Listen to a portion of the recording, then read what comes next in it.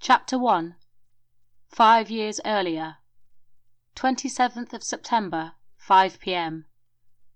On the first floor of West Tech Industries, Pleating Milt's office complex, Martin filed the last audit for the day and logged off from his computer. Putting on his jacket, he headed from his office out towards the lift to the reception. The receptionist, Jenny, smiled at Martin as he passed. She hoped that maybe one day he might ask her on a date she always fantasized about. "Jenny, could you forward any office calls to my mobile, please? I'll be out of the office for the rest of the weekend." "Yes, Martin. You going anywhere nice?" said Jenny with interest. "Just taking a little time out at the boathouse," said Martin. "Well, have a nice time," said Jenny. She wished she was going with him. Martin made his way out of West Tech buildings and over to his company car that was parked on his well-deserved spot, signposted Martin Noxus, CEO. 10 years working his ass off got him the position, plus his extensive knowledge of accountancy. He planned to spend the weekend relaxing and catching up on some of his writing at his boathouse far from the maddening crowds, 25 miles from town. He hoped that this next piece would be a bestseller, earning him enough money to quit his monotonously boring office job. Martin enjoyed Fridays. He had a set routine: a little dinner at the stylish 50s diner, then home for a night watching TV. Not very exciting, but Martin enjoyed his independence. He was 28 and he had been single now for the last 3 years. He had only had 2 relationships in his life, one that lasted 2 years, which came to a climactic end due to his partner's drinking problems.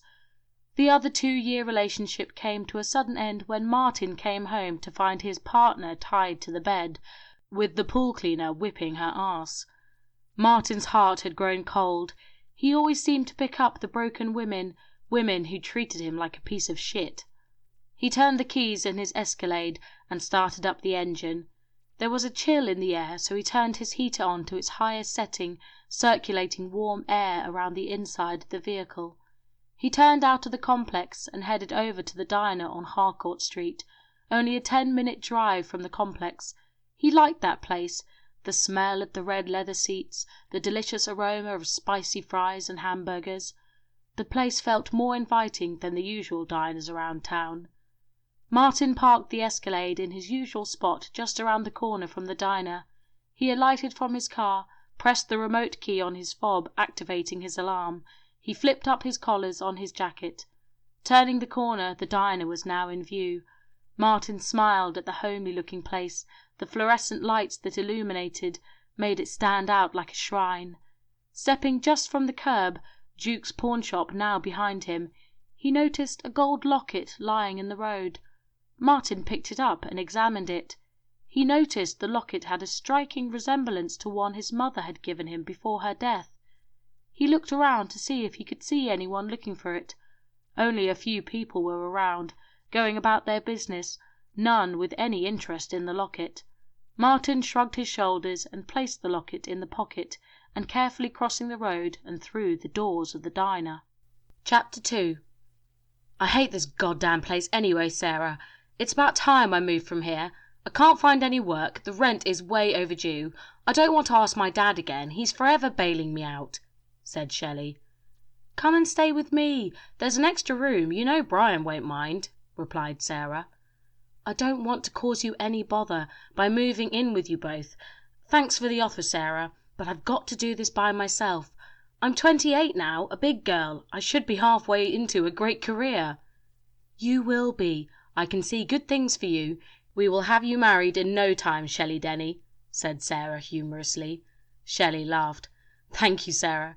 You're a great friend. Listen, I'll call you back later. I've got an idea to make a little money," said Shelley. Shelley placed the receiver to her telephone back into its cradle. She picked up a hairbrush and gently brushed her long blonde hair in front of the mirror, effacing the bottom of her bed. Shelley tied it in a ponytail, put on a pair of jeans, trainers, a thick jumper, and made her way from her bedroom into the small lounge area of her 1-bedroomed flat. Harcourt Halfway House, where she lived, a kind of hostel that was cheap and cheerful. 5:15, Jukes closes at 5:30, said Shelley to herself, as she picked up the locket that her mother had given her before her death. It was her only option to raise some money for food and rent. Jukes' pawn shop would give her a good price. She put on her coat and placed the locket inside her coat pocket, not noticing the chain of the locket hung slightly out. Shelley picked up her flat keys and made for the door, out and onto Harcourt Street and down towards Jukes. Shelley walked with a pace. She fumbled around in her handbag for her ID, which was needed to pawn her item. Taking no notice at the road, she stepped onto the curb to the entrance to Jukes, when a speeding vehicle turning the corner just missed Shelley by inches, but brushed against her coat and handbag, spilling its contents onto the floor and knocking the locket from her pocket into the air. The locket caught a tree branch just above her head and wrapped around the few leaves that remained. It was slightly out of Shelley's vision. "Oh dear, are you all right?" said a passing elderly lady. "Yes, thanks," said Shelley, a little shaken, putting her contents of her handbag back in. Shelley used a handkerchief to wipe off some of the puddle water that the car had splashed on her. Reaching into her pocket, checking on her locket, her heart sank to feel emptiness inside. It had gone. With frustration, Shelley searched the area to no avail. She wept, turned and walked towards the 50s diner. She sat down, the jukebox played. She ordered some food with her last $5 and wiped the tears from her eyes. Across the street, a locket fell from a tree, landing against the curb. Shelley looked out of the steamy windows of the diner to where she had been searching, and noticed a man stop and reach down to the curb. She watched, not realizing the man had just picked up the locket she had just dropped. The bell to the diner door rang as Martin Noxus walked through. He sat on his usual stool next to the illuminated neon Pepsi sign that hung on the wall to the left of him. Down to his far right stood the jukebox. It was playing one of his favourites. "Hi, Martin, the usual," said Bernadette, a red-haired waitress who was standing behind the counter. "Yes, thanks, Bernie.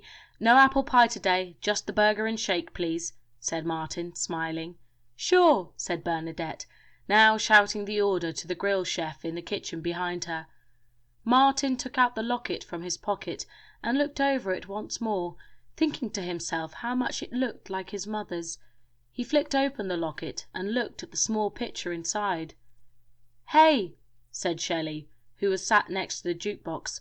She got up from her seat and headed over in a rush towards Martin. "Give me that here!" shouted Shelley angrily, attempting to snatch the locket from Martin's hand. He gripped the locket and moved it from her. "Now hold on there a second, lady. I've got to find the owner of this. You can't just go snatching," said Martin sarcastically. "It's mine. Now give it here," said Shelley with frustration. "How do I know it's yours, huh?" said Martin. "Just pass me that here. I was on my way to that pawn shop over the road when some idiot driver knocked it from my pocket," said Shelley erratically. "You're going to have to give me a little more information than that. Anyone could make that one up," said Martin. "Look, if you must know, I was on my way to sell it because I have no money, and if I don't get any money, then you're looking at a homeless girl. Inside that locket there's a picture of a woman in a black dress with blonde hair. Need any more information, Sherlock?" said Shelley, frustrated. "Okay, that's good enough for me. Here you go," said Martin, handing over the locket.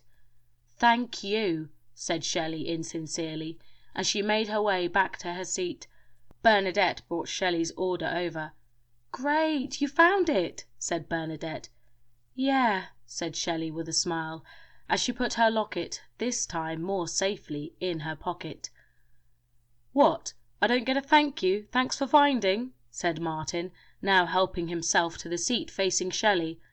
"I'm sorry, thank you, I'm just a little stressed lately," said Shelley, taking a bite of her burger, the same time sipping her shake. "Hi, my name's Martin," reaching over to shake Shelley's hand. "Hi, Shelley." She carried on eating without making eye contact. Bernadette brought over Martin's order, burger and a chocolate shake, the same as Shelley's. "Nice choice," said Shelley, now looking up at him. Their eyes connected for a second hypnotically, a second that felt like a minute. Martin's well-dressed manner and impeccably groomed face and short black hair triggered a sense of excitement in Shelley's mind. "Fast food, you've got to love it," said Martin, picking up his burger for a bite. "You live around here?" said Shelley inquisitively. "I usually live in my office, but I'm in between houses at the moment," said Martin. "In between houses, eh? I just about got one," said Shelley comically. "You live close by?" said Martin with interest. "Yeah, a dump up the road, but probably not for long," said Shelley. "Not for long? You planning on moving somewhere else?" replied Martin. "Rent issues, money problems, not by my own choice," said Shelley, slurping the last of her shake. "Your locket. Who is the woman in the picture?" said Martin. "My mother. She's passed away now," said Shelley, saddened. "I'm sorry to hear that," replied Martin. His thoughts drew him back to when his mother gave him her locket on her dying bed as she suffered the rigours of cancer. "It's okay," said Shelley, shrugging the conversation off. Martin finished off his shake and wiped his mouth with a napkin. "I don't want you to sell your locket, Shelley," said Martin with concern. "Oh, yeah, and what do you expect me to do, Sherlock? I can't see any magical lamps around here with 3 wishes," mocked Shelley. "I'll give you the money," said Martin. Reaching for his wallet, he took out a $20 bill, took Shelley's food bill and placed it with his. He stood up and handed it to Bernie. Bernie smiled and winked at Martin as he said, "Keep the change." "I can't take any money from you. I don't even know you," said Shelley, now standing and adjusting the collars on her coat. "Well, call it a loan, then you can get to know me," said Martin as he placed a $100 bill in her hand with his business card. "I can't take that," said Shelley with the least amount of reluctance. "Please, I insist," replied Martin, now clasping his hand around hers, enveloping the money and the card. Martin turned and walked towards the exit of the diner. "How do I get hold of you?" Shelley shouted over to Martin. "My card's got my number on it. Call me tomorrow around midday. I have an idea that might solve your housing problems," said Martin, now exiting the diner and heading back to his Escalade. Shelley unclenched her hand and smiled at the money. "Nice man, a good catch if you ask me, a real keeper," said Bernadette, clearing the table.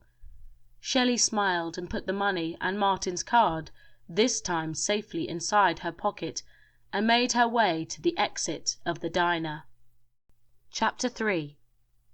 At the front of Duke's pawn shop, Harcourt State Police sealed off the area with crime scene tape. A crowd formed around the scene, looking on and chatting with one another as the police and forensics performed their ritual investigations, compiling the crime scene particulars. Martin began to walk towards the area. His walking seemed like more of a levitating manoeuvre. He felt different. He had no sense of feeling or gravity. He felt confused and saddened, but he didn't know why. An officer stood by the onlookers, making sure they did not cross into the area and contaminate any evidence. "Excuse me, please, officer," said Martin as he approached the officer. Martin was stood directly in front of him.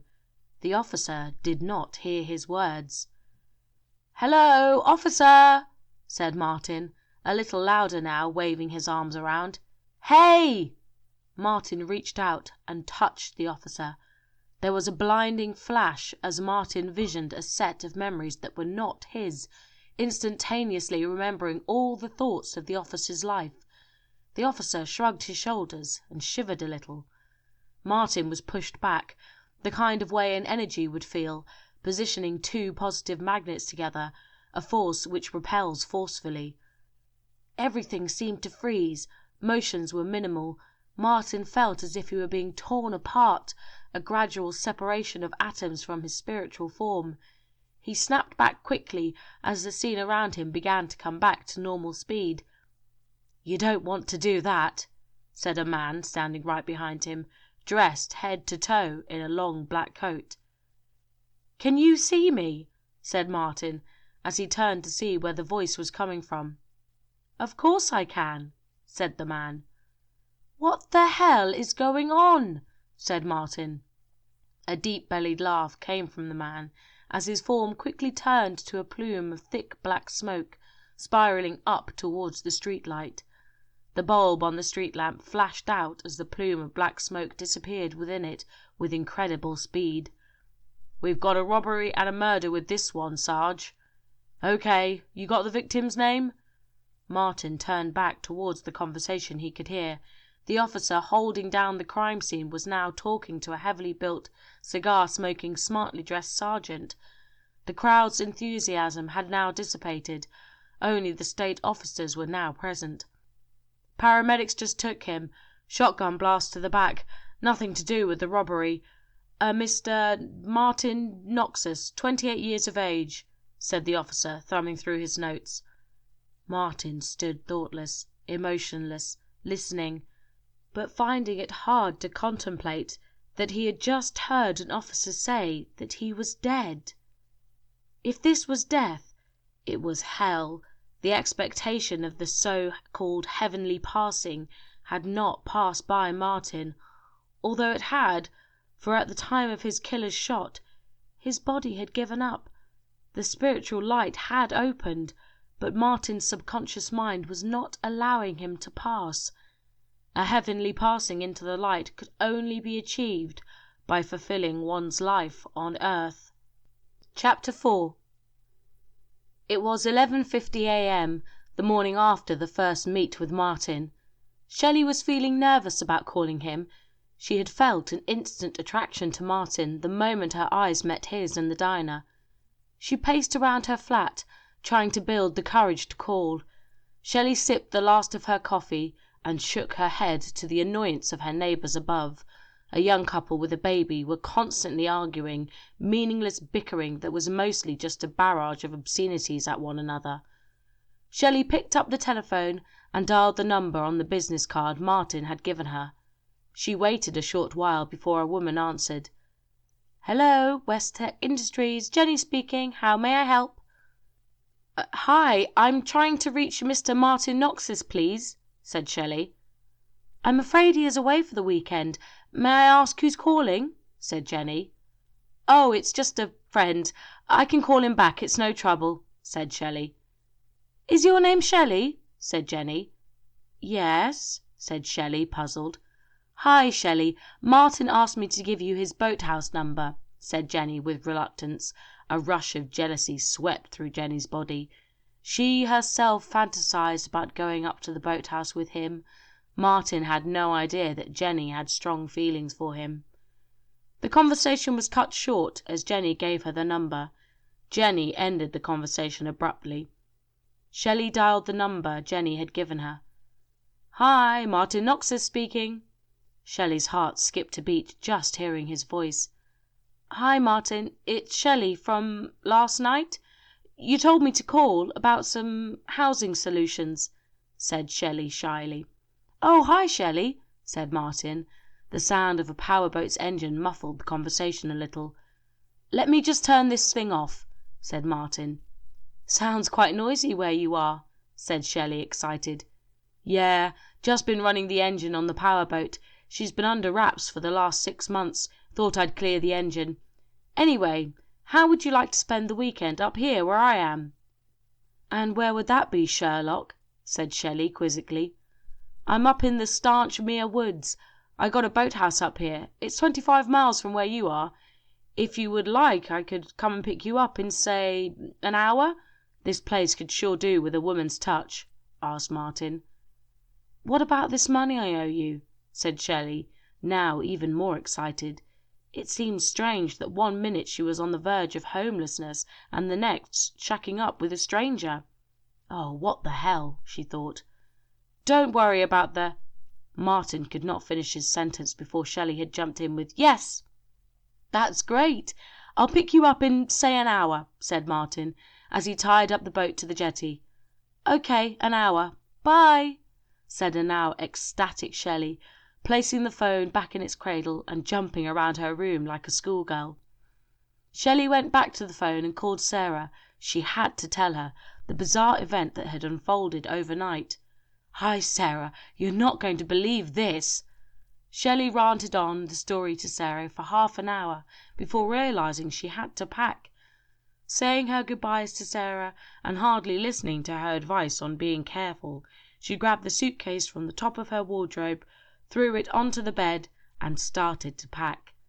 Shelley had just managed to get everything ready when she heard the horn of a car outside.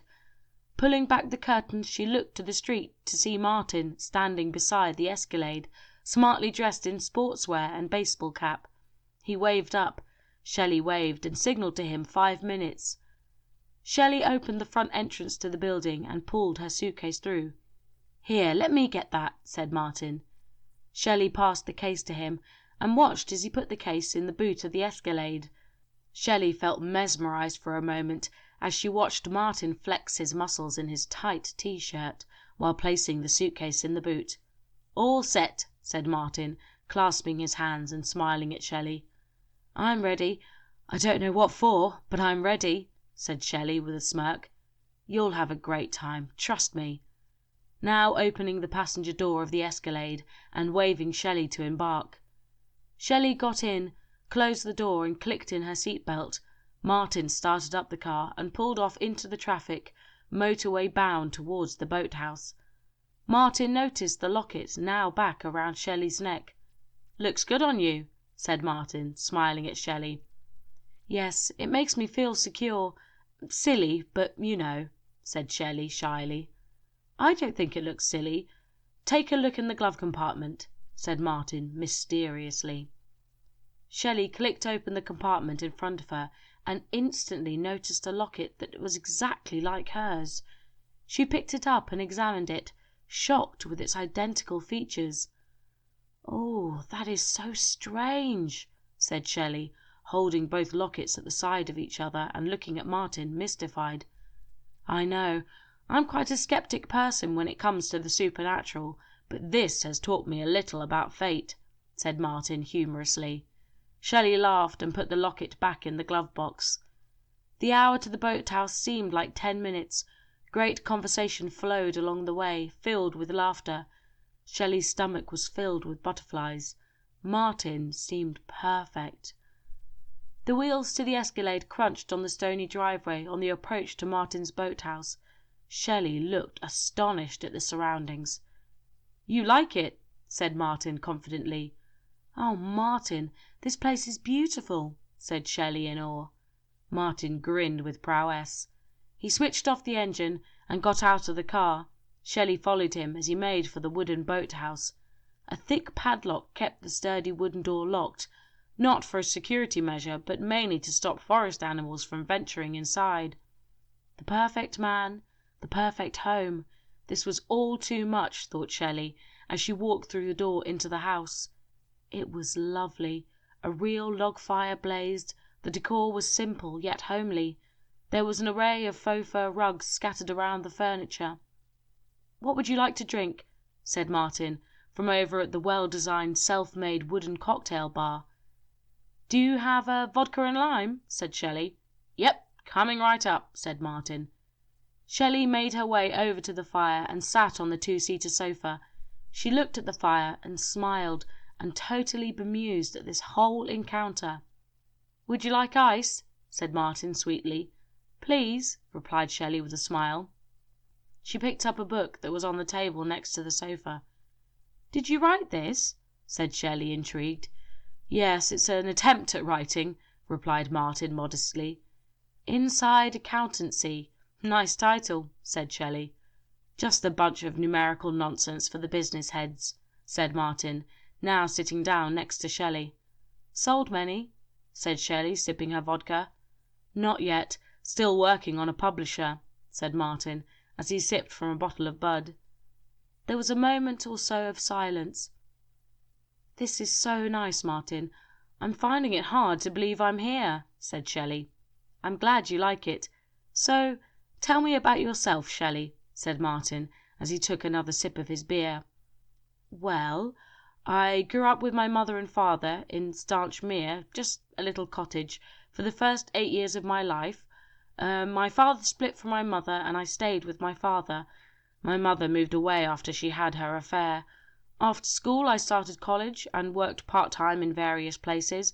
My father works in the city. He's a construction manager," said Shelley. "What did you study at college?" said Martin with interest. "Art," said Shelley. "Wow, sounds interesting," said Martin. "Yeah, I was always painting as a child. I always wished of becoming the next Louise Bourgeois," laughed Shelley. "Well, you gotta follow your dreams," stated Martin. "I try, but things have a habit of getting in my way," said Shelley. "Anyway, I wanted to ask you something. I know it's a little early, as we have only just met, but if you would like, you can stay here at the boathouse as long as you want. It would be nice to have the house feeling like a used home, instead of me closing it up every time I pop to visit. I grew up here with my mother. I just feel it needs to be kept homely, someone to live here, and besides, you're looking for a new place," said Martin humbly. "Oh, Martin, that's so nice of you. I would love to. I can pay you rent if you would like," said Shelley excitedly. "I don't need rent. All I ask is that you make this place feel loved again," smiled Martin. "I can do that," said Shelley, raising her vodka glass in a toast. Martin clinked the beer bottle against Shelley's glass. "It's a deal, then," said Martin, smiling. "It's a deal," said Shelley, now looking longingly into Martin's eyes. She felt overwhelmed, completely ensnared in Martin's enchanting demeanour. She felt compelled, and leaned forward for a kiss. Martin obliged. The fire blazed and flicked shadows off the walls. Shelley's kiss was electric. It wasn't long before Shelley and Martin were onto the rug on the floor, tearing at each other's clothes. The turntable played the song by Clarence Frogman Henry. It felt perfect for Shelley to let herself go. She knew this was the beginning of a beautiful relationship. They made love into the early hours, both now naked, clutching each other, totally oblivious to the outside world. She wanted to stay like this forever. Chapter 5. The rain poured outside the 50s diner in Harcourt. It was dark. A few hours had passed since the police were investigating the scene. The presence of time was non-existent to Martin, who had been hanging around, confused and unsure of what to do. He was unable to move from the perimeter of the crime scene, stuck inside a type of residual haunt. Martin watched as the illuminated lights from the diner blew out. Once again he was in the presence of the man in the black coat. "Hey, you!" shouted Martin at the man. The man started to walk over to Martin. Crossing the road, he watched as the man walked through passing cars. "What the hell is going on here?" said Martin, now completely bemused. "You're stuck, that's what's going on," said the man. "What do you mean I'm stuck?" said Martin inquisitively. "Well, my friend, you might have noticed yourself being driven off to the morgue. That, my friend, indicates you are dead, if you didn't realize," said the man humorously. Martin felt sadness. This couldn't happen to him. His life seemed too perfect to be taken from him. "Why are you here?" said Martin. "I'm here to give you the rules of being soulfully misplaced," said the man. "I'm listening," said Martin with interest. "You, like many others, have missed the chance to pass to the other side. Your subconscious did not allow you to make the transition. It happens sometimes when a person has not totally fulfilled his life as a mortal. Your reason is your love for Shelley. It was strong enough to keep you from going. It's as simple as that," said the man officially. "What the hell am I supposed to do now?" said Martin angrily. "Shelley is down at the hospital. She is beside your corpse. Half of her energy is also keeping you from making the transition. She is finding it difficult to let you go," said the man. Martin stared at the floor in thought. "This is what you need to do. You must find Shelley and communicate with her. It's not an easy task. You can make yourself appear to the human kind only by charging yourself via an electrical source. Your soul is electromagnetic. You may travel to destinations through any power source. Your soul will be split into many atoms, then repositioned at your destination. That short period when you arrive will be the only chance to make yourself appear in full manifestation. So make it count. You need to tell her to let you go. Only then can your spirit be connected to the afterlife," said the man. "How do I know which power source will take me to the destination I want?" said Martin. "You use your memory of a place you have been before, then channel your thoughts into the power source.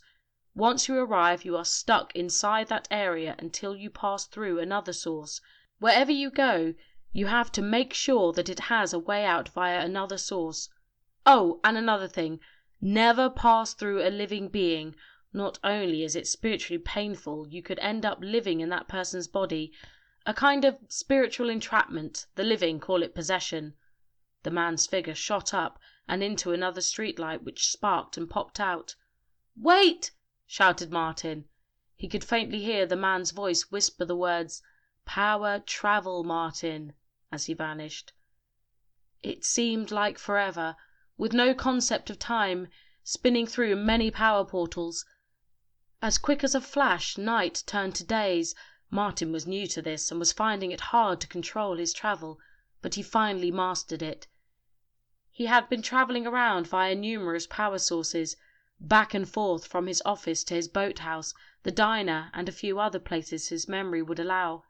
He had no idea where Shelley was. His memory was fading. All he could do was keep moving and hope he could eventually meet with her at one of these locations. The fluorescent bulb in the kitchen of Martin's boathouse flickered as he manifested into spirit form. He levitated into the living room. Frustrated, he began to scream, a silent scream, and focused his energy and his anger towards his college and university awards and a photo of himself in picture frames on top of the fireplace. Martin looked shocked as his anger filled energy blasted the frames off the fireplace and smashed them to the ground. He stood and looked at the smashed glass. He felt completely empty, confused, a soul with no place to go. He quickly turned to the sound of the houseboat's wooden door unlocking. Opening slowly, Martin felt an overwhelming sense of love spill through his desperate soul. Shelley walked in, shaking the rain for her umbrella outside of the door. Chapter 6. Shelley made her way into reception at West Tech Industries, where she was met by Jenny. Shelley was making the final journey to Martin's office to collect a few boxes of personal items to take back to the boathouse. It had been 2 weeks since his death. The office staff and just a few of close family members attended the funeral. It had been a lovely, heartfelt burial, with tremendous sense of total heartbreak for Shelley and family. "Hi, Jenny," said Shelley as she passed her. Jenny, with one hand holding a cell phone, she raised the other limply, ignorantly acknowledging Shelley.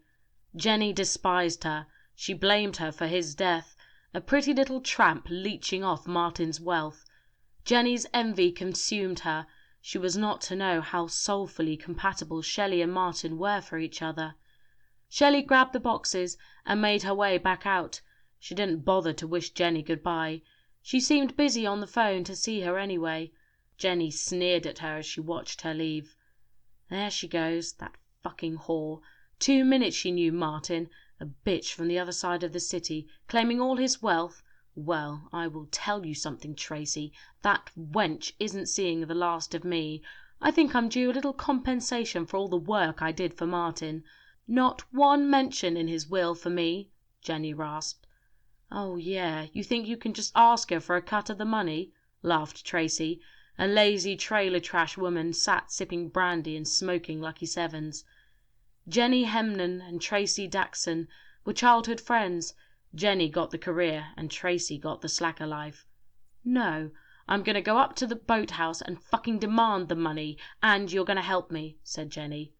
"I'm not getting involved in no violent behaviour, Jenny, and if you're smart enough you'll let this jealousy go. It's messing you up," said a concerned Tracy. "I won't involve you in any violent behaviour. Just meet me here tomorrow at 5 p.m. I finish at 5:30. We'll set off for Stanch Mere Woods at 5:45 p.m. Should only take us an hour. Make sure you bring me what I asked you for," said Jenny officially. Chapter 7. "God damn it, it's blown again!" shouted Sam, the grill chef at the 50s diner. The sound of sizzling bacon and the smell of grease filled the air. "Again?" replied Bernie, as she collected the empty shake glasses from the tables. "Yeah. Can you call out the electrician? There must be a fault in the wiring. That's the 5th time we've changed the bulb this week," said Sam, referring to the light to the front entrance of the diner. "Yeah, I'll call him now," said Bernie, as she placed the empty glasses into the washer. Once again Martin felt a surge of energy from power travel, from the boathouse to the diner as he arrived. Back and forth from these locations, hoping that he would eventually meet with Shelley, at a place from his memories. "Where the hell are you?" screamed Martin. A scream silent to the human ear, one that could only be heard by the other side. Martin was drained. He did not have enough spiritual energy to make the trip back to the boathouse at this time. Each location had a time limit of 15 minutes before further travel was able. "God damn you, she's here! Help me get back!" screamed Martin again. There was a loud pop as a street lamp across the road blew out. The black cloak mass reappeared. "Hey, Martin, long time no see," said the dark figure sarcastically. "Help me get back to the boathouse, she's there," said a frustrated Martin, as he floated over to where the Grim Reaper stood. "I need you to come with me. I've something to show you," said the Reaper. "I've no time for excursions. Shelley is at the boathouse. She's finally there. She knew I was there. She felt the presence. You said if she sensed this, I would be able to communicate with her. I need you to take me back now," said Martin, with forcefulness in his voice. 15 minutes, them's the rules," mocked the Reaper. "Fuck the rules. You have the ability to come and go as you please. Now I need you to help me. Let me travel through your portal," said Martin, now more anxious. "No can do. Now, I need you to come with me. Trust me, you will enjoy what you're about to see. Besides, you will only be hanging around this shitty old diner. Come on, it'll be an experience," said the Reaper, waving Martin on with his scythe. Martin did not have a choice. The Reaper had attached his soul and pulled Martin into his power travel portal. Officer Denny, breathing heavily, reached for his communication radio. "Officer Denny to dispatch. I'm on foot and in pursuit, over." "Copy that. Do you need backup, over?" replied dispatch. "Yeah, and quickly, and you better send out an EMT along with it," shouted Denny. Another bullet ricocheted off a trash can as he ran past at speed down the back alleys of Harcourt. His assailant flew off her blonde wig as she ran. Denny was about 100 meters from her when she turned, firing a shot into his arm. Paralyzed by the shot, Denny hit the floor. The woman stopped and started to walk back to the officer. Quickly transferring his Glock pistol to his other hand, Denny let off 2 rounds, hitting the woman square in the chest. Operation Madeline had come to its dramatic climax. Madeline Marson, Harcourt's notorious serial killer, had been stopped. She lay bleeding, her makeup ran with her tears. Turning her head, she noticed 2 figures, a smartly dressed man alongside a black-cloaked figure. Martin watched as Grim walked over. She lay paralyzed, bleeding. The faceless black-cloaked figure loomed over. "Am I dying?" said Madeline. "It's your time," said Grim. "What if I reveal the location of the bodies?" replied Madeline. "Too late to fix your murderous ways," answered Grim. "Are you here to take me?" said Madeline. "No, to guide you to the right place," replied Grim, pointing his scythe towards a tunnel of eternal flames. Life drained from her body, Martin watched as her soul lifted, like a plume of smoke, towards the pits of hell. The most terrifying screams billowed from the internal vortex. The hellish portal vanished as it swallowed up an evil soul. "What the hell just happened there?" said Martin, bemused. "No one has the right to take a life. That woman was evil, a murderer. Her actions in the living world made her way for her soul to be claimed by the tunnel of eternal flames," said the Grim with authority. "I think I know that officer," said Martin. "You do," replied Grim. "From where?" said Martin. Grim ignored his question. "Now, would you like me to take you back to the boathouse, or would you like to hang around asking irrelevant questions?" said the Reaper. "Please, take me back to the boathouse," said Martin. The sound of sirens approached. An EMT quickly tended to the injured officer. Chapter 8. The next day, Shelley parked the Escalade on the driveway and opened the door to Martin's boathouse. She immediately noticed the picture frames smashed and strewn across the floor. Shelley placed the boxes on the table and started to pick them up. Behind her, on top of the fireplace, was her locket placed next to Martin's. She heard the chink of the golden lockets fall to the ground. "What is going on here?" whispered Shelley to herself, turning to see the lockets had fallen and landed just in front of the burnt embers from the open fire. She stood and walked over to them, standing in shock. The chains connected to the locket had landed in such a way that they had spelt the letters M.N. She looked around the room. She could feel some type of presence, like someone was there, a feeling that was hard to describe. "Martin," whispered Shelley instinctively. She waited for a reply. The boathouse was silent. Only the sound of birds from the woods could be heard. Shelley shrugged it off, picked up the lockets and cleaned up the smashed frames. She shook the glass of Martin's photo and looked at the well-dressed man she loved. Her eyes welled up. A teardrop ran over her cheek and dripped from her chin onto the photo. Wiping it with her sleeve, she jumped in shock as the fluorescent bulb in the kitchen popped out loudly. "Oh, great," sighed Shelley. She placed the glass debris in the bin and placed the uni certificates and Martin's picture onto the kitchen side. Shelley made her way out to the house and travelled a short distance to the tool shed next to the boat mooring. She unclicked the latch and grabbed one of the bulbs just inside the door, smiling as she looked around the shed, noticing 2 of everything. Martin was always making sure that he had 2 of everything for occasions like this. Shelley made her way back to the house, replaced the bulb and brought in the firewood and prepared the fire for the night. This was to be her first night alone in the boathouse since Martin's death. She had spent the last 2 weeks emotionally broken at Sarah and Brian's house, 15 miles away in Tuckerson village. Sitting down with a hot mug of chocolate, she stoked the blazing fire and picked up one of Martin's books. At 6:05 p.m. Shelley was interrupted by the sound of a vehicle's engine. Walking towards the window, she watched as the vehicle slowly approached up the driveway. Headlights beaming the vehicle came to a stop next to the Escalade. "What the hell is she doing here?" said Shelley to herself, as she watched Jenny from West Tech alight from the driver's seat. A larger woman wobbled from the passenger seat and joined Jenny on the driveway. The 2 women then made their way over to the boathouse. Jenny knocked on the door. Shelley turned the handle to the boathouse door. Jenny and Tracy stood there smiling. "Can I help you?" said Shelley, a little confused. There was no reason why she should be out here. Shelley had given her all the company's documents from the house. The porch light dimmed. "Yeah, there is actually," said Jenny, now producing a gun that she was hiding behind her back. "Get in the house now." Jenny pressed the 9mm into Shelley's chest, forcing her backwards. "Open the safe!" screamed a frustrated Jenny. "What you talking about?" ranted Shelley. Shelley was pushed over by the fat sidekick Tracy. "Tie that bitch up," said Jenny forcefully, making her way over to the fireplace and sitting in Martin's seat. "Nice place you got yourself here," seethed Jenny. Tracy produced rope from a bag.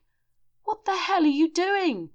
screamed Shelley, now struggling with Tracy as she tied her hands to the armchair. "Now, do I have to turn this place upside down, or are you going to tell me where the safe is?" said Jenny, now standing in front of Shelley. "I don't know what you're talking about," said Shelley stubbornly. Jenny laughed sarcastically and quickly jammed the 9mm into Shelley's face with force. "Tell us, bitch," howled Tracy. There was a loud pop from the kitchen as once again the fluorescent bulb blew out. "What the hell?" said Jenny, startled by the loud pop. "That's the third one this week," said Shelley nonchalantly. "Well, you won't get to see the fourth if you don't tell me where that safe is." Shelley flinched as Jenny pushed the 9mm into her face again.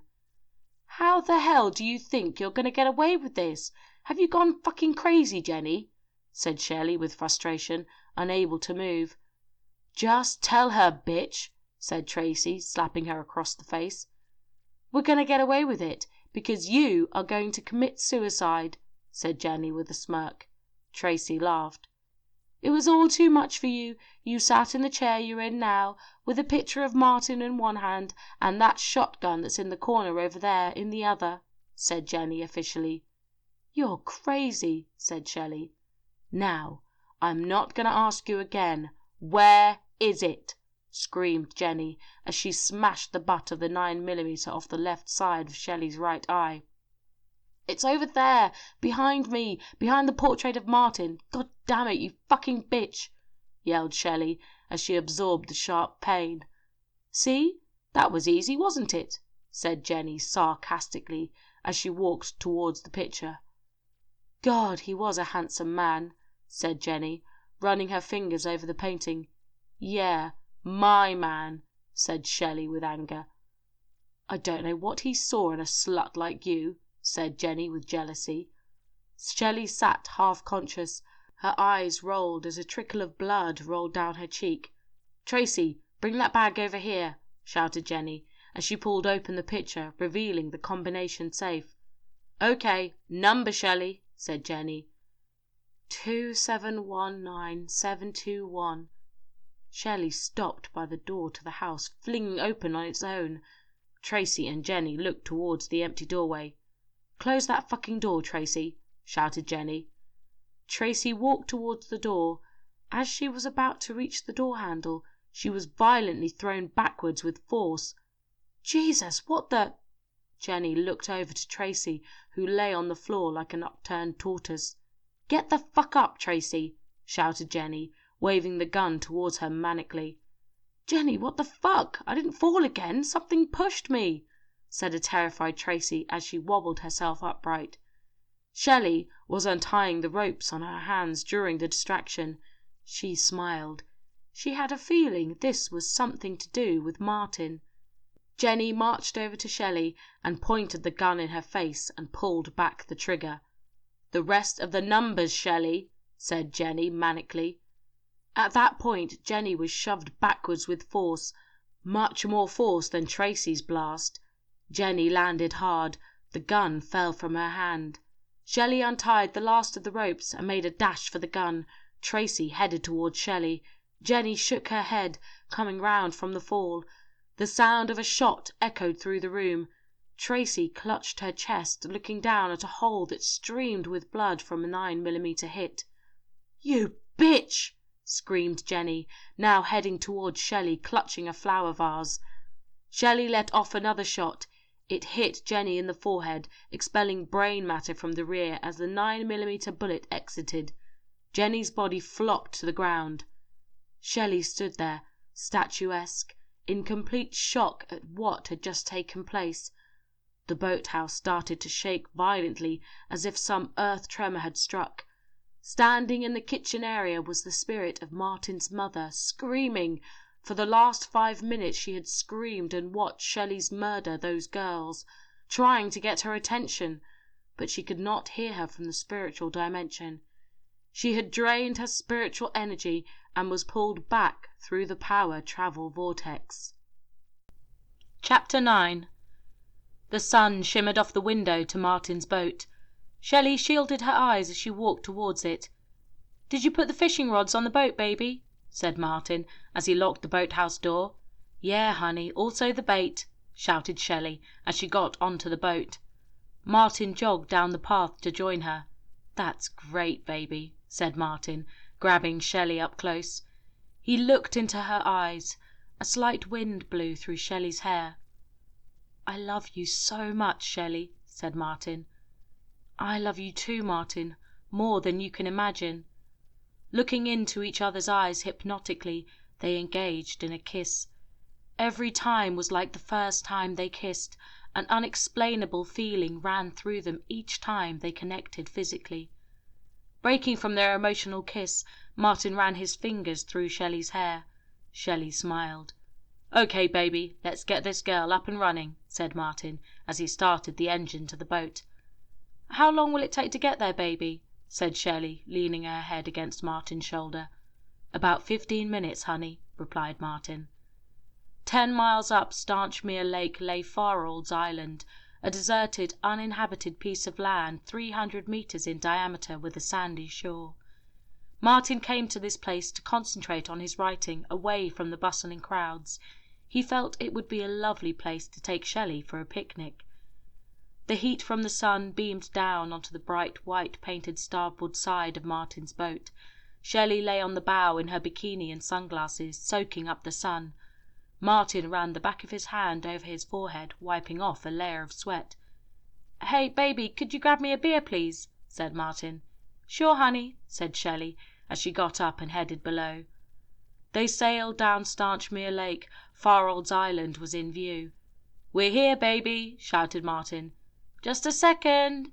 Shelley made her way topside and passed Martin an ice-cold bud. The lake opened on both sides. In the center lay Farolds Island, beautifully natural. "Oh, baby, it looks beautiful," said Shelley, standing behind Martin at the wheel. "I'm glad you like it," said Martin proudly. "Oh, I love it," said Shelley in awe, as she wrapped her arms round his waist as he steered the 30 feet from the island. Martin unsnapped the clasp to the dinghy and launched it overboard. "I'll have to row us in, baby," said Martin, climbing down the ladder of the boat and into the dinghy. Shelley passed the picnic hamper and fishing equipment to Martin before embarking the vessel herself. The sun continued to beat down. Shelley adjusted her sunglasses and put on a white sun hat. The bottom of the dinghy scraped up on the shore. Shelley and Martin disembarked, walking onto the island to settle under a large tree, which shaded them from the heat of the sun. Shelley arranged the picnic as Martin popped the cork on the bottle of rosé moët and bought 2 flutes, handing one to Shelley. Shelley placed a large picnic sheet on the ground and sat down to organize the edible goods they had bought. "Here's to us," said Martin, as he clinked the glass against Shelley's glass. Shelley smiled in acknowledgement. "Wow, I was just thinking it'll be our 5th anniversary in a week. 5 years with my soulmate. I am as happy now as when we first met.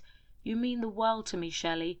I love you so much," said Martin, edging closer to Shelley. "And I am totally in love with you, baby," said Shelley, as she held Martin's cheek with the palm of her hand. She tilted forward and kissed Martin passionately. The trickling sound of the lake entwined with the sound of bird tweets, as Shelley and Martin engaged in passionate love-making. It was late evening, and after a terrible fishing attempt and nothing caught to take back, Shelley gathered the picnic items and placed them back in the dinghy. Martin followed with the fishing gear. Shelley and Martin headed back to the boat. "Hey, honey, have you ever thought what it would be like after we die? Do you think we could still be together in the afterlife?" said Shelley inquisitively. "What's brought that up, baby? That's a little bit macabre." Martin laughed. "It's just something I've always been interested in. I'll never forget what Sigmund Freud mentioned. He quoted, 'When we attempt to imagine death, we perceive ourselves as spectators.' I just find it fascinating, that's all," said Shelley officially. "Well, baby, we should make a pact. For whoever goes first, we will come back and let us know the heads up," said Martin comically. "It's a serious matter, Martin," said Shelley, slightly offended by Martin's mockery. "I'm just playing with you, baby. Who knows? I hope I will be there with you. Then you've got me for an eternity," said Martin, playfully tickling Shelley. Martin pulled the dinghy up to the ladder of the boat. Back on board the boat, Martin started up the engine and set off back to the boathouse. Shelley headed below deck to shower and change. He directed the boat at a steady speed back towards the house. The sun was setting. A beautiful red sky ended their perfect evening on Farolds Island. Chapter 10. For the whole night Martin travelled back and forth, hoping to chance encounter with Shelley. "If you're looking for Shelley, she's not here," Grimm's voice echoed behind Martin as he stood in the kitchen area, looking towards the murder scene. 2 thick blood trails along the living room floor led towards the front door and outside. "Who the hell else would I be looking for?" said Martin angrily. Now, I would rather you not use the word hell in vain," said Grimm sarcastically. "Well, can you tell me where she's gone, since you look like you have been here for the show?" spouted Martin. "I was here because the 2 girls your lovely wife killed needed a little direction over to the dark side, which is where Shelley will be going when her life expires," said Grimm. "What the fuck are you talking about? Shelley's a good woman. She must have killed in self-defense," said Martin, now facing the black-cloaked figure. "She took 2 lives, Martin. Earth-bound laws about self-defense to me are a little menial. There was another option for Shelley which did not involve taking 2 lives. Your mother intervened, Martin, making the situation worse. All Shelley needed to do was to give the money to her. But she didn't. And as we all know, money is the root of all evil." "I'm sorry, Martin," bellowed Grimm. "My mother?" said Martin. "Yes, she travelled from the other side illegally, interrupting things," said Grimm angrily. "Where is she?" Martin seethed. "She's gone back through the portal. Spirits that have passed cannot return to the living world for long," said Grimm. "Where's Shelley?" replied Martin in quick response. "She's gone to Fairolds Island to try and dispose of the bodies," replied Grimm. "Take me there," said Martin. "You have that island in your memories. Take yourself," said Grimm. "There's no power source to get me back," said Martin. "There's enough electromagnetic energy on the lake to get you back. But I must warn you, there's a lot of bad spirits around there that I'm having trouble with claiming. Be careful, for if they try to pass through your soul, it will drain your energy, leaving you stranded there. That place is full of buried humans, a regular burial spot for people who want to hide their wrongdoings," mocked Grimm. Martin's apparition dissipated into a white orb and shot towards the kitchen light. A large spark from a broken bulb lit up the kitchen area as Martin travelled. Chapter 11. Placing a large coffee into the cup holder onto the dashboard of the police car, Officer Lewis Denny adjusted his bandage on his arm. He clicked in his seatbelt whilst overhearing a domestic abuse call from dispatch over the on-board radio. "All units, we have a domestic disturbance over at Lactony Trailer Park." "I'll take that, dispatch. I'm about 5 minutes away, over," said Denny, placing the walkie back in its holder. He started up the engine and headed over. Denny arrived at trailer 27B. Denny had been here many times before. Gabrielle Daxon, a known drunk to Harcourt, lived here, along with his wife. Edna, a heavy meth user, and their overweight daughter Tracy. He got out of the police vehicle to the sound of an argument inside the trailer. Denny headed to the frail door of 3 Berth home and knocked on. "Police!" shouted Denny. Edna, raggedly dressed, pushed open the door. "Yes?" Edna shouted back, her adrenaline still peaked from the argument. "Hello, Edna. What seems to be the problem today?" said Denny with concern. "I'll tell you what the problem is, Officer Denny. That fucking lazy fat daughter of ours has been stealing from us again, and this stupid bitch here always sticking up for her," ranted Gabriel, slouching in a recliner wearing a stained white vest, drinking a can of beer. "Oh, that's right, do your usual blaming on someone else," Edna screamed back. "Whoa, let's just calm down here a minute. Now tell me exactly what happened," said Denny with reassurance, now stepping into the trailer.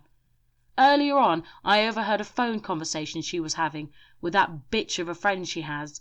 I heard her mention something about my gun, so I go look for my gun, and it isn't there. Case closed," said Gabriel, punching the faulty remote control for the TV. "You ever thought about the drunken nights that you take that piece out? You could have easily left it in Hank's bar," said Edna sarcastically, now washing dishes. "I ain't left it at no bar, you stupid woman," Gabrielle replied. "This phone call that you heard, what was it about, and who was it to?" said Denny, as he took a seat next to Gabrielle. "It's that goddamn Jenny who works at West Tech. She's always getting into trouble with her. The bitch uses her as her own personal lapdog," ranted Gabriel. "What did you hear from the conversation they had?" said Denny, intrigued. "Not much. Just that she mentioned the gun, and talking about going to some boathouse up on Stanchmere Woods," said Gabriel, taking a slurp of beer from his can. Officer Denny's heart raced as his mind quickly put together the puzzle, knowing from his past visits to see his sister Shelley at West Tech. Denny got up and headed for the trailer door. "I'll call back later to take a further statement. I think I know where your gun is, Gabe," said Denny, as he made his way with haste to his car. Chapter 12. Sweat dripped from Shelley's head as she pulled the wood cart from the boathouse towards the boat. She felt exhausted as the dead weight on the cart punished her muscles. Wrapped tightly together in black bags and duct tape were the bodies of Jenny and Tracy. There was a howling wind as Shelley tipped the wrapped bale of bodies onto the deck of the boat. The thud as it hit disturbed a night owl in the tree above. Its shriek gave Shelley a fright. Jumping on board, Shelley started up the boat and set a course for Fairolds Island. Martin hovered over the lake on Fairolds Island. A constant source of energy filled the lake, allowing him to remain in the same memory. He could see the boat in the distance approaching the island. Shelley arrived at the mooring point and unclipped the dinghy. Martin watched as she lowered the dinghy down onto the lake, followed by a large splash of the side of the boat. She had tied the bodies to a plastic barrel for buoyancy. Attached to the bodies was a rope tied to the dinghy. Shelley began to row towards the shore of the island. The bodies bobbed up and down on the ripples of the lake. She arrived on the island, throwing the shovel and torch onto the lake bank as she began to pull in the rope. The black bale of bodies reached the shore. Shelley walked a few yards up, switched on her torch, and began to dig a hole. There was an eerie silence as Shelley dug the grave, occasionally crunching through the skeletal remains of Madeline Marson's victims that were also there. Wiping the sweat from her brow and in turn wiping on mud, Shelley threw down the shovel and turned to fetch the bodies. Standing there was Martin. Shelley, unable to see him, walked straight past. Martin followed her as she picked up the rope and began to drag up the bale. "Oh, what have you done, Shelley?" echoes Martin's mind. Shelley dropped to her knees as she finished the last shovelful. She lifted her head up quickly. She could hear a groaning noise behind her. Martin looked over to where the groaning was and watched as 5 black-masked shadows hovered towards Shelley.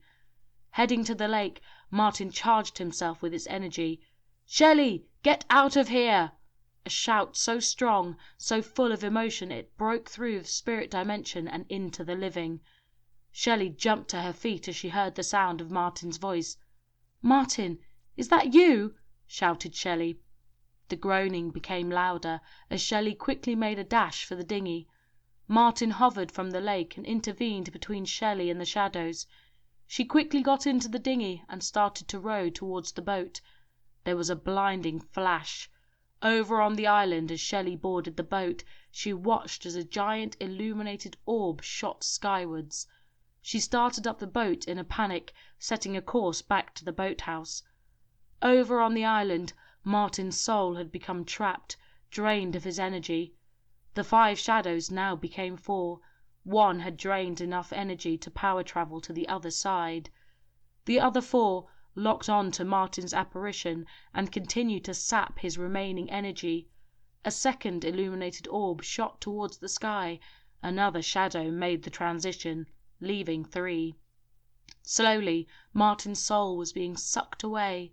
If any more of his spiritual life source were to be drained, he would be left, stranded on the island, a residual spirit. Only a memory, like a photograph, would remain. It was at that point that Martin saw the portal of eternal flames open up behind the remaining black masses. Grim took a swing with his scythe, pinning the remaining 3 shadows together, forcing them towards the vortex. The sound of demonic screams bellowed through the island as the vortex collapsed in on itself, trapping the shadows in the pits of hell. "I told you about this place, Martin. You're lucky I arrived. Thanks for bringing the Kinski brothers out of hiding. I've been looking for them for a while now. Long overdue trying to send them through the portal," said Grim, approaching Martin. "What were they?" said Martin, his voice whispered. "They, my friend, were a nasty bunch of murderers from back in the 1920s Prohibition days. 5 brothers hell-bent on killing to get what they wanted, until they were gunned down by a mafia connection. They escaped the vortex transition, and this island became their limbo," said Grim. Martin's energy slowly returned as he lifted power from the lake. "She heard me," said Martin. "It's possible. There's enough electro-energy here to communicate with the living," said Grim. Shelley arrived back at the boathouse and quickly started to clean up the mess inside. She uprighted the chairs that had been knocked over and rubbed the carpet dry from bloodstains. Shelley had spent 30 minutes disposing of Jenny's car. She filled it with rocks and pushed it off the Stanchmere Bridge. The car filled rapidly, completely vanishing in the dark water. It was not long after she cleaned up that she noticed vehicle headlights approaching the boathouse. Shelley looked out of the window. Getting closer, she noticed it was a police patrol car.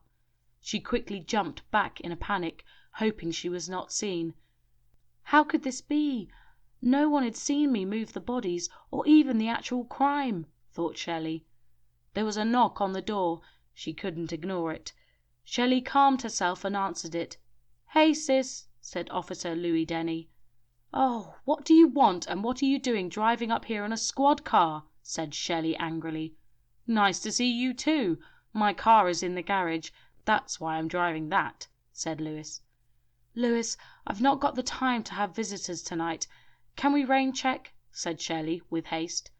"Not here for a social chat, my hospitable, loving sister. I'm here to ask you if you've seen the receptionist Jenny from West Tech," questioned Louis. "Nope. I passed her the other day, moving Martin's boxes out," replied Shelley. "It's just that she was supposed to be on her way here with her friend Tracy," quizzed Louis. Sitting down on a chair near the door, he placed his gloves on the arm of the chair. "Why would she be coming here? I have all of Martin's stuff," said Shelley. "Not sure," replied Louis. The telephone began to ring. "Is there anything else, Louis?" said Shelley uncomfortably. Shelley answered the phone. "Hi, Shelley, it's Sarah." "Hi, Sarah, could you hold on for just 1 second?" Shelley placed the handset to the side of the receiver. "If they call here, I will let you know, Louis. Now could I please take this call?" pleaded Shelley. "Yes, no problem. You will let me know if you see them, won't you, sis?" said Louis officially. "I will, Louis," said Shelley, now walking towards Louis. Louis picked up his gloves off the arm of the chair and noticed an earring down by the leg of the chair. He quickly picked it up and placed it in his pocket. Shelley opened the boathouse door and ushered Louis towards it. Shelley closed the door and headed back to the phone call. "Hi, Sarah. Sorry about that. How are you?" said Shelley in a nice tone. "I'm good, Shelley. More to the point, how are you?" replied Sarah sympathetically. "I'm fine, Sarah. I just got a visit from Louis," said Shelley. "Louis? Your brother Louis?" asked Sarah. "Yeah, he knows how I feel about him visiting me. I hate the way he treated me and our mother," whimpered Shelley. Hey, don't get upset. That's all in the past. You have a blessed life now," consoled Sarah. "I know. I'm sorry, Sarah," replied Shelley. "Hey, no need to be. Anyway, I was calling to tell you that there are a group that could help you contact Martin. They're called HUPs. Take down this number, Shelley," informed Sarah. "Just a second, let me find a pen," said Shelley as she headed towards the bookcase. Outside, Officer Denny got into his car. The onboard radio crackled at a low volume. Denny, now rolling the earring around in his fingers, noticed a speck of blood inside the clasp. He reached in the glove box, pulled out his mobile phone and made a call to the forensics lab. Chapter 13. "Could you hold the call, please?" said Professor Milton Jeffries, a little concerned. He pushed the button to connect to line 2, the office of Hannah Evans. "Hi, Hannah. I've got a woman on the line, a Mrs. Eleanor Howard, aged 58. She lives down in Harcourt. She sounds really upset. She's asking if we could call down and take a look around her home. She lives alone. She says she has been visited many times over the last few years. She has seen a few apparitions and shadow figures." "Can we take the job, Hannah?" said Milton with concern. "Yes, that's fine. Take a few details down and tell her we will call over as soon as possible," replied Hannah, as she placed the telephone handset back into its cradle and carried on with her filing. Hannah Evans, 31, and Milton Jeffries, 32, were close friends and college buddies. They studied science at Harcourt Tech University. After graduation, their love for the paranormal led them to setting up their company, HUPS, Harcourt Unexplained Paranormal Society, in Lactony Business Park. The morning after Milton prepared the HUPS minivan, making sure he put all the equipment needed into the back. Hannah closed and locked the door of the office and headed over to Milton, now climbing into the driver's side of the van. Hannah got into the passenger's side. "Did you bring an extra pack of batteries for the EVP recorder?" "Electronic voice phenomena," said Hannah. "I bought 2 extra packs, along with the thermal camera and a couple of extra motion detectors," replied Milton with a smile. "Good, we're going to need them," said Hannah with concern. This visit to Cissa Grove, over to the woodland area of Harcourt, would be Milton and Hannah's 3rd appearance. Their services each year were requested, as a new owner per year this property claimed. Always around the 1-year mark, before the unnatural forces forced the owner to leave, unknown events, mysterious noises, apparitions plagued this property. Milton started up the van, leaving Lactony Business Park, and headed out onto the road towards Harcourt. "They have us running round in circles in this place, Milton," said Hannah comically. "They sure do, Hannah, but we love the unknown. That's why we keep coming back," replied Milton. Hannah smiled. They arrived, pulling into the driveway of Cissa Grove. Hannah sensed the presence even before entering, like she always did when they approached. Milton parked the minivan and got out. Hannah followed Milton to the front door of Eleanor Howard's home. Eleanor opened the door before they knocked. "Hi, I'm so glad you could come," said Eleanor humbly. "Hi, I'm Hannah Evans, and this is my colleague Milton Jeffries," said Hannah. "Hello, nice to meet you. Do come in," said Eleanor, now ushering them both indoors. They made their way to the living room area and sat down on the sofa. "Tell me, Eleanor, how long have you lived here?" questioned Hannah. "Nearly a year now," replied Eleanor. Hannah and Milton looked at each other. "And what have you been experiencing lately?" asked Milton. "It's the heavy footsteps at night that really frighten me. They come along the hallway, so close to my bedroom door, then disappear," said Eleanor timidly. "Are there any other strange events that you have witnessed?" asked Hannah. "I have seen what looks like a shadow out of the corner of my eye shoot from behind me into the kitchen. I have seen it about 3 times, and each time a glass or a plate will smash onto the floor straight after. I live alone. It's really starting to worry me. Is there anything you can do to help?" pleaded Eleanor. "First of all, Eleanor, I want you to realize that these events that you are experiencing are not your fault. This is our 3rd visit to this property in the last 3 years. The last 2 previous tenants left and sold up, experiencing a lot of resistant alienism. It gave them no option but to leave. We didn't have enough time to finish our investigations. We're here to make sure you're not the 3rd person to leave," said Hannah reassuringly. "From our previous investigations here, we have come close to the root of the problem. We believe that certain objects, for example, ornaments, toys, household furniture, etc., can be a vessel that restless spirits can attach themselves to. In Cissa Grove's case, We believe that the spirit of a 6-year-old boy who was killed may be trapped here, unable to pass to the other side, frightened and unable to understand that he is dead. The original family that resided here were the victims of a house fire.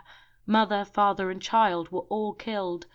There are pieces of this house that still remain from the original build. There may be something here that he is attached to. We need to try to communicate with him and reassure him that it is okay to pass through the light," lectured Milton. "Eleanora, we are going to do our best to resolve this issue tonight," said Hannah, now standing and placing one hand on Eleanora's shoulder with confidence. "Oh, I hope so, I really do," replied Eleanora. "Now, will you be staying for the investigation tonight?" asked Hannah. "No, I have arranged to stay over at my sister's for the night," said Eleanora. "Okay, that's good. We will try to have this place back to normal for you tomorrow," said Hannah. Milton made his way out to the minivan to collect the equipment for setup. Around 8:30 p.m. Hannah waved to Eleanora as she drove off from Sissa Grove. Making her way back into the house, she heard a scraping sound above her. Hannah turned to Milton, who was making a final check on the DVR, digital video recorder, monitors. "You hear that?" whispered Hannah. "Yep," replied Milton. "I think it was in the bedroom," said Hannah. "Okay, we're all set. We've got 3 DVRs set up, 1 in the bedroom, bathroom, and attic," said Milton, switching on the power. The monitor showed the 3 rooms. "We have 2 EVP recorders, electro voice phenomena, a device that can record voices that the human ear cannot hear," said Milton as he passed one to Hannah. The sound of scraping could be heard once more. "Okay, let's get up there," said Hannah. Milton followed Hannah up the stairs. "Hello? Is anybody up here?" shouted Milton. Hannah stopped dead at the top of the stairs, feeling an extremely cold breeze brush past her. Martin shivered as it passed him behind Hannah. The sound of a glass smashing could be heard from the kitchen now behind them. "Here's where the cat and mouse begins," said Milton with sarcasm. Hannah smiled as she turned from the stairs, passing Milton, heading for the kitchen. Milton followed, now turning on his EMF detector, electromagnetic frequency, a device that picks up the presence of electromagnetic energy in the air. They arrived in the kitchen. One of the kitchen cupboards was open, and a wine glass was shattered on the wooden floor. "Joseph Barnes, are you with us?" Hannah spoke into her EVP recorder, trying to communicate with the young boy. "No change in the electromagnetic fields," said Milton as he waved the device around the kitchen. "Do you need help to move on?" Hannah posed a second question into the recorder. Once again, there was another scraping sound above them in the bedroom. "Let's go." Hannah motioned to Milton as she headed once more for the stairs. Milton followed. "Don't be afraid. We are here to help," said Hannah as she reached the top of the stairs. Milton was right behind her. "Just gone up to 2.8 on the EMF," said Milton. Making their way into the bedroom, Hannah sat on the bed. Milton stood at the foot of the bed. "Joseph Barnes, show yourself to us. Do you have a message for us?" shouted Hannah. "Going up to 3.8 on the EMF," said Milton, now sweeping around the room with the device.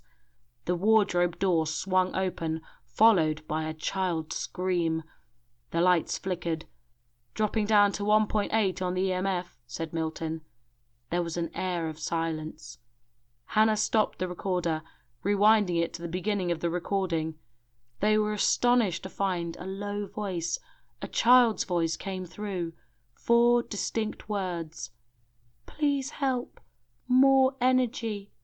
Milton looked at Hannah in awe. "What could that mean?" asked Milton. "I think I know exactly what that means. Milton, go to the van and bring in the Tesla coil." "I think he wants to communicate," said Hannah. "Oh, that's a great idea. Charging up the house will give him enough energy to manifest himself. Great idea, Hannah. I'll go get it," replied Milton as he made his way in haste to the minivan. A Tesla coil is an electrical resonant transformer circuit Invented by Nikola Tesla around 1891, it is used to produce high voltage, low current, high frequency alternating current electricity. Hannah carried on with the EVP recordings, asking over and over again if she was in the presence of Joseph Barnes. Milton arrived back from the minivan. "Set it up on the kitchen table," said Hannah. "All the DVRS on the monitor are down. Have you seen this, Hannah?" said Milton, confused. "I know. It happened just after the EVPs. He drained the batteries, but it wasn't enough for him to manifest," replied Hannah. "Okay, all set," said Milton, plugging in the coil. "Right, let's go," said Hannah. They made their way out of the front door to the minivan. "Charge it," said Hannah. Milton turned the switch on the handheld remote device controlling the coil. The whole house lit up. The sparks could be seen through the front window, hitting off the walls and ceiling. "Whoa, there's enough electricity running through there to get an apparition of Elvis," joked Milton. "2 minutes, Milton, then switch it off. That will be enough," said Hannah, unacknowledging his joke. After 2 minutes, Milton powered down the coil. "Let's go," said Hannah, marching back to the house. Milton followed. "Switch off the lights," said Hannah. Milton picked up the night vision camera and switched out the lights, the air still charged with the electricity from the coil. "Joseph Barnes, is it you that still resides here?" Hannah and Milton heard a distinct "Yes" out of thin air. "Did you record that?" asked Hannah. "I think it's recorded on that camera mic," replied Milton. "Where are you? Why are you here?" asked Hannah. "Fire!" Once more a distinct young boy's voice could be heard. "Where are you, Joseph?" shouted Hannah. Upstairs there was a loud bang, then the slam of a door. "Okay, Milton, grab the spirit box," ordered Hannah, shining her torch towards the staircase. "Joseph, are you lost? If you are lost, let us help you pass over," said Hannah, now making her way into the bedroom with Milton, closing the door behind them. The PSB7 spirit box utilizes a millisecond adjustable forward or reverse frequency sweep technique coupled with a proprietary high-frequency synthetic noise or white noise distributed between frequency steps. The PSB7 will provide results similar to that of an EVP recorder, but in real time. The room was icy cold. A gust of air blew through Hannah's long blonde hair. "For the record, temperature is now -1 degrees," said Milton, pointing the camera towards Hannah. Her body registered an orangey-red color, indicating heat, whilst her breath showed a mist of sky blue, indicating cold exhalation. "Turn on the spirit box, please, Milton," said Hannah. Milton turned on the box. A succession of sweeping frequencies created a white noise sound. "Joseph, are you there?" Hannah asked once more. It was 2 minutes before they heard the whole sentence over a number of frequencies. A boy's voice through the whole sentence. Milton and Hannah stepped back from the spirit box in shock. Never had they heard a string of words so clear, so pronounced. The door to the bedroom swung open. Milton panned the camera round, capturing a small black shadow heading for the stairs at an alarming speed. "Temperature is now rising," said Milton. "He's moving," said Hannah. "I switched on the EVP recorder for that sentence he just said," said Milton. "Rewind it, please, but I think I already know what was said," replied Hannah with excitement. Milton rewound the tape and played it back. "My God, are you hearing what I'm hearing, Milton?" "It's as clear as day, Hannah," acknowledged Milton. "Play it once more," asked Hannah. Milton played the EVP recorder once more. The young boy's voice could be heard, low in volume but clear as a bell. "Help. Can't rest. Can't pass over. Basement. Knife." The EVP ended. Milton and Hannah now heard a scraping sound below in the basement. They headed down. Milton scanned the basement area with the thermal cam. "Nothing out of place, no temperature change," informed Milton. "Joseph, where is the knife?" shouted Hannah. The sound of scraping could be heard again, now behind Hannah. She swung around, pointing her torch at what seemed to be an old fireplace. "Point the thermal at that, please, Milton," said Hannah. Milton turned and pointed the camera at the fireplace. "Normal temperature. Wait! There is something registering. A heat signature inside it, Hannah," cried Milton. Hannah opened the front grille of the fireplace. Using her torch, she poked around the coals. The light from her torch reflected off something metallic. Reaching into her pocket and producing a pair of surgical gloves, she placed them on and pushed a few coals around to see what it was. Hannah was shocked as she produced a bowie knife buried in the coals. "Wow, that thing is registering very hot," said Milton. "Funny thing that, because it feels freezing in my hands," replied Hannah. "Do you think that's the murder weapon?" asked Milton. "It could well be," replied Hannah. The Baines family fire was partly a mystery. Eric Baines, the father, stabbed his son Joseph while he was sleeping, and wife Stella as she lay in the master bedroom, hiding the murder weapon in the fireplace for unknown reasons. Shortly after he placed his son on the bed with his wife in the master bedroom, he lay in the middle of the two blood-drenched bodies. He then doused himself in petrol, flicked open his Zippo lighter, and ignited the room. There was no motive. Some say there have been demonic forces in Cissa Grove for many years. Way before the house was built, many pagan rituals were common on the land. Milton and Hannah carried on with the investigation until the early light, with nothing to report since they found the knife. It seemed that the disturbing presence had been lifted from the residence. Milton started to pack the equipment back into the minivan. Eleanora arrived back at the arranged time. "Hi, Hannah, Milton," greeted Eleanora as she got out of her car in the driveway. "Hi, Eleanora. Well, we've had an interesting night. We recorded a lot of activity, and we may know the problem of disturbances that have been going on for years."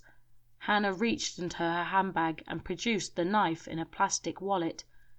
"Wow, what is that?" asked Eleanora with interest. "You see the markings on the knife?" asked Hannah. "Yes," replied Eleanora. "Well, we believe that this knife was used in rituals many years ago. It has somehow remained in the house since then. We understand that Eric Baines may have been involved in a demonic possession and used this knife to butcher his family," said Hannah. "Oh my God," replied Eleanora. "We need to take the knife to analysis. There is a very vague bloodstain on it, so we need to get it tested to see whether it has the DNA of Stella or Joseph Baines on it," said Hannah. Milton placed the last box of equipment in the van, closed the doors, and got into the driver's seat. "Yes, by all means take it. Do you think that the activity will subside now?" questioned Eleanora. "I do believe it will. Joseph led us to this knife. I think now we know the full story, he can rest," replied Hannah. Hannah hugged Eleanora and told her she would be in touch very soon with the results. Milton started up the minivan. Hannah waved to Eleanora as they drove from Cissa Grove. Chapter 14. Shelley, alone in the boathouse for the last 2 days, felt lost. She could not contemplate that she had killed 2 people. She sat motionless, staring into the open fire. Martin stood behind her. He could feel her pain, suffering, and an overwhelming sense of guilt from her. Martin could not communicate. He had lost most of his energy from the confrontation with the Kinski brothers over Fairolds Island. Moving back and forward from the boathouse to Fairolds Island every 15 minutes to recharge energy from the lake. Shelley put her hands over her face and sobbed. "I wish I could be with you, Martin," cried Shelley. Martin felt helpless. He could only watch Shelley, unable to interact. Frustration flowed through his spirit. Shelley wiped her eyes with a handkerchief, got up, and headed towards the kitchen area. She filled a glass with water and took a sip. She noticed the piece of paper that she had written the number on for Hups. She picked it up, placed down the glass of water, and walked back into the living room. Picking up the handset to the telephone, she made the call. "That's great, Eleanora. Let's hope it stays like that. I'm actually calling to tell you about the knife. We have some results from the test on the bloodstain. It was the knife that killed Joseph and Stella Baines. The police have the knife now, so you tell me there is no more disturbances. I think we have solved the problem," said Hannah. "Thank you so much, Hannah. You've been a great help," replied Eleanora. Milton rushed into Hannah's office looking excited. "If you have any more problems, you know who to call," said Hannah. Saying her goodbyes, she placed the handset back in the telephone cradle. "Wait till you hear this one, Hannah," said Milton. Milton explained the phone call he received from Shelley Knox's. "Okay, prepare the minivan, Milton. We'll head straight over," said Hannah. They set off on the journey to Stanchmere Woods. They arrived just before sunset. Milton drove up to the boathouse and parked the minivan next to Shelley's Escalade. Shelley was waiting near the front door. Hannah got out of the van and headed towards her. "Hi, I'm Hannah Evans. My colleague Milton spoke to you on the phone," said Hannah, holding out her hand in greeting. "Hi, nice to meet you. I'm Shelley. Please come in," replied Shelley. Milton started to unpack the van. Walking into the living room, Hannah took a seat by the fireplace. "Lovely place," said Hannah. "Thanks.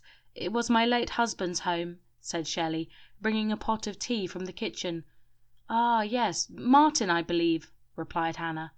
"Sorry," said Milton, as he banged one of the camera cases into the door frame, staring Hannah and Shelley. "Yes, it's Martin, that's right," said Shelley, as she poured tea into a china cup. "From the phone call, Milton tells me that you have recently been in contact with him," asked Hannah. "About 3 days ago. I've not heard from him since. I know he's trying to tell me something. That's why I've asked you to come. Can you help me make contact with him again?" asked Shelley. "We will give it a try. As this seems like an intelligent haunting and the spirit is willing to speak, then I think we should try something that we haven't used before. With this piece of equipment, it's possible, in theory, that we could produce enough energy for a full apparition." "Yes, I'd love to see him again. I want to be with him," Shelley cried. Hannah walked over to the chair facing her, putting her arms around her, consoling her. "We will do our best to make that happen, Shelley," said Hannah. "Could you give me a hand with the cage, please, Hannah?" said Milton, now stood in the doorway, a little out of breath. A Faraday cage is a metallic enclosure that prevents the entry or escape of an electromagnetic field. These cages often look distinctly, well, cage-like. All Faraday cages take electrostatic charges, or even certain types of electromagnetic radiation, and distribute them around the exterior of the cage, making them the perfect environment for spirits to manifest. Darkness engulfed Stanchmere Woods. The faintest of the light of the moon could be seen through the clouds onto the driveway of the boathouse. Milton finished setting up the equipment. Positioning the cage a few feet in front of the open fire, Hannah began the séance. Chapter 15. There was a bright flash of light on Fairolds Island as Grim arrived. Martin hovered over the lake, recharging his spirit. "Thought I'd find you here," said Grim. "I keep travelling back and forth from the boathouse to this lake without my intention," replied Martin. "The Kingsky brothers must have took quite a lot of your energy, Martin. You're lucky you didn't become completely residual here at the lake," said Grim. "I need to get back to the boathouse. Help me get there," asked Martin. "Martin, this has to stop. Why are you still here? There's nothing you can do to be back with her. You need to understand, Martin. You are dead. There's no going back. You need to accept this. Let me guide you through the transitional path to the other side," replied Grim. "One last time. Take me to the boathouse, then I'll let go," said Martin. "If I take you there to visit her one last time, do you promise to let your spirit pass?" asked Grim. "Yes, please, just take me back," pleaded Martin. Grim held on to Martin. A flash of bright white light manifested around them, enveloping them into a large orb which shot skyward. Officer Ryan Matthews burst through the door of Officer Denny's office. "Was it coffee no sugar or coffee no cream?" shouted Matthews as he slammed the door shut behind him and slouched himself down on a chair facing Denny. "God damn it, can you not see I'm on the phone?" "Shh!" growled Denny. "Oh, who's ruffled your hairs?" said Matthews sarcastically as he stuffed his overweight face with a cream donut. "So that's a 100% match with the database records," said Denny. 100%, officer," replied Forensics. "Okay, thanks for your time," said Denny, hanging up the phone. "So what's that all about?" said Matthews, his voice slightly muffled with the donut. "That was the result from the earring," said Denny with concern. "Oh, yeah, what did it turn up?" replied Matthews as he took a sip of his coffee. "It's Jenny Hemmen," said Denny. "What about the fat one? Tracy Daskin, is it?" replied Matthews, unsurprised by the result. "Still missing," said Denny. "What's your plans?" said Matthews, finishing his second donut and licking his fingers. "I'm going to have to bring her in. You're going to have to come with me. Do the arrest. I can't do it. She already hates me. If it turns out to be nothing to do with her, she'll never live that down with me," said Denny. "Sure thing, Lewis. Let's head over," said Matthews as he rose from the chair. Exiting Harcourt Police Station, Matthews and Denny headed for a patrol car parked outside the doors. Officer Matthews squeezed himself into the driver's seat. Denny got in the passenger side. Matthews started the engine and pulled into traffic en route to the boathouse. Chapter 16.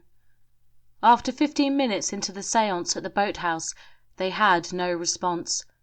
"I think we should start up the cage," said Hannah. "Okay, I will make a few final checks before I fire her up," replied Milton, using his forefinger to slide his spectacles back up the bridge of his nose. "Do you think this will work?" asked Shelley. "If he wants to be seen, then this is the perfect opportunity for him," replied Hannah, smiling. The boathouse had an eerie darkness to it. Each corner of the room sat a blanket of dark shadows, which danced with the flicker of the open fire. "It's all set, Hannah," said Milton. "Okay, place down the spirit box on the table near the cage. Turn up the volume because that cage is going to get noisy," replied Hannah. Milton trailed the wired device to switch on the Tesla coil. Its spike of electricity would charge the cylindrical cage, allowing any electromagnetic presence to materialize within it. He joined Hannah and Shelley, who were stood about 5 feet away. "Switch it on now," shouted Hannah. With the sound of the spirit box and the cracks of electricity coming from the coil, they were too preoccupied to notice an energy orb manifesting. Grim and Martin had arrived and were standing behind them in the kitchen area. "Serious drop in temperature, over 15 degrees in the last few seconds," shouted Milton. "Keep recording," Hannah shouted back. The air was icy cold. Shelley waited in anticipation. The coil, as it hit the cage, gave off an illuminated light show against the walls of the boathouse. "Martin, are you here?" shouted Hannah. Martin used his newly found ESP to manipulate the spirit box into a yes. "Oh, Martin, is that you?" shouted Shelley. "Hello, Shelley. Love you." 4 words. A 3-second pause between each one brought Shelley to tears. "Martin, use this cage. Go inside it. Shelley will be able to see you," shouted Hannah. It was at that point headlights could be seen coming down the driveway. "You're not going in there," said Grim, just as Martin was making his way to the cage. "Why not?" said Martin, stopping just before the cage. "There are things that the living should not know," replied Grim. 2 minutes. I'll say nothing. I just want her to see me again," pleaded Martin. "Go into the cage, Martin," shouted Shelley. Outside the boathouse, Officer Denny and Matthews could see the light show inside the house. Matthews drew his service Glock pistol and headed over to the front door with Denny. "I'm opening up the portal, Martin. If you're not in there in 2 minutes, I have no option but to pull you myself," ordered Grim. Martin headed for the cage and entered. The illumination grew brighter, then settled. Standing inside the cage, like a holographic picture, Martin was visible to the living. "This is incredible!" cried Hannah. "Don't worry, I'm filming," said Milton sarcastically. The boathouse door banged loudly. Matthews rapped it with the butt of the Glock, causing Milton to jump backwards, dropping the camera. "I'm opening it now, Martin. 1 minute!" yelled Grim, only to be heard by Martin. "Martin, oh, Martin," said Shelley, now standing closer to the cage. Martin turned and saw the portal of light break open above him. The door to the boathouse broke open. "What the hell?" cried Officer Lewis Denny. "Mrs. Shelley Knoxus, we're here to question you on the disappearance of Miss Jenny Hemman and Tracy Daxon. You have the right to remain silent." Matthews ranted on with the rights on arrest. "Now, Martin!" bellowed Grim. "Turn that thing off!" shouted Denny. "No, this stays on!" shouted Shelley hysterically. Dashing to the corner of the room, she grabbed the shotgun. "Please, put that down, Shelley," pleaded Denny. Martin could only watch. "Last chance, Martin," demanded Grim, the portal now fully open, only to be seen by a spirit in pre-passing. Swirling lines of brilliant white light and twisting grey mist enveloped into rabbit-hole vortex towards the sky. Hannah and Milton made a dash for the door and towards the Hup's minivan. "You, like everybody else, is trying to get a piece of Martin's money, and you want to kill me for it," Shelley ranted manically. "Shelley, calm down, please. I'm your brother. I love you. Please, put down the shotgun," cried Lewis. "I'm sorry, Martin. It's time to go," said Grim, as he prepared himself to take Martin over. "Well, that's not going to happen." Shelley cocked back the hammer on the shotgun. "No!" screamed Lewis, as a shot fired from Matthew's Glock, hitting Shelley in the heart. "What the fuck have you done?" seethed Denny, as he hit Matthews square in the jaw, sending him to the floor. There was a loud pop as the voltage from the Tesla coil subsided, shutting down the cage. The room now only illuminated by the open fire. Martin vanished. Lewis ran over to Shelley's body laying against the cage. He dropped to his knees, trying to revive her. "Martin, is that you?" said Shelley, her spirit lifting. "It's me. We must go." "Shelley, follow me," said Martin. "No, Martin, she comes with me, remember?" shouted Grim. "No, she doesn't. She comes with me on this journey," replied Martin, as he wrapped his spirit around Shelley's, becoming one, the complete soulmate. They quickly shot into the vortex, collapsing in on itself as Martin and Shelley passed through. A piercing yell broke through the dimension into the living world as Grim dematerialized and shot skyward. Lewis stood over Shelley's corpse and wept. "I'm so sorry, Lewis. She cocked ready to shoot. I didn't have a choice," said Matthews. "Just stay the fuck away from me," yelled Lewis. Okay, replied Matthews, holding up his hands and backing away. 3 hours later, and the forensic team had finished up, taping off the doorway with crime scene tape. The boathouse driveway buzzed with patrol cars.